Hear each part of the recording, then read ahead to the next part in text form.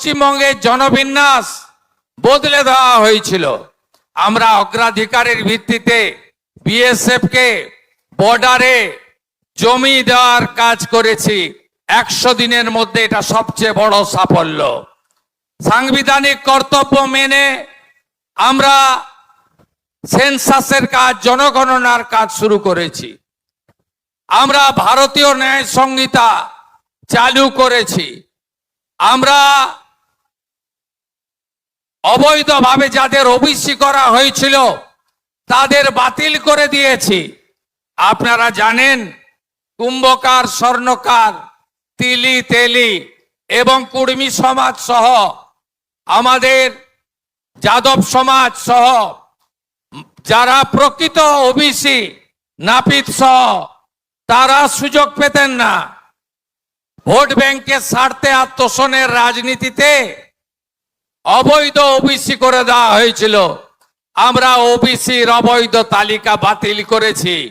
এবারে দেখবেন কিভাবে স্বচ্ছতার সঙ্গে নিয়োগ হয়, কিভাবে school service commission, public service commission, police recruitment board মেধা অনুযায়ী লিখিত পরীক্ষায় ওরালের নাম্বার কমিয়ে আমরা কিভাবে নিয়োগ করব।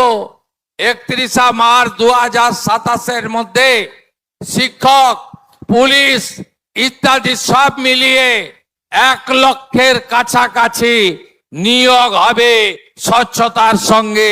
একথা আমি আপনাদের কাছে ঘোষণা করতে চাই।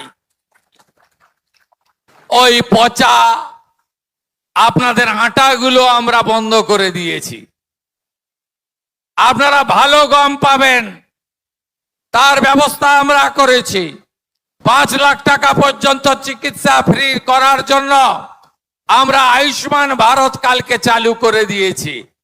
1.5 কোটি পরিবারের 6 কোটির বেশি লোক, ইনক্লুডিং আমার আশা আইসিডিএস দিদিরা এবং 70 ঊর্ধ্ব সমস্ত সিনিয়র প্রবীণ নাগরিকরা ভারত, পশ্চিমবঙ্গে শুধু নয় ভারতবর্ষের 38,000 হসপিটালে, প্রাইভেট এবং সরকারি হসপিটালে আয়ুষ্মান ভারতের চিকিৎসা পাবেন।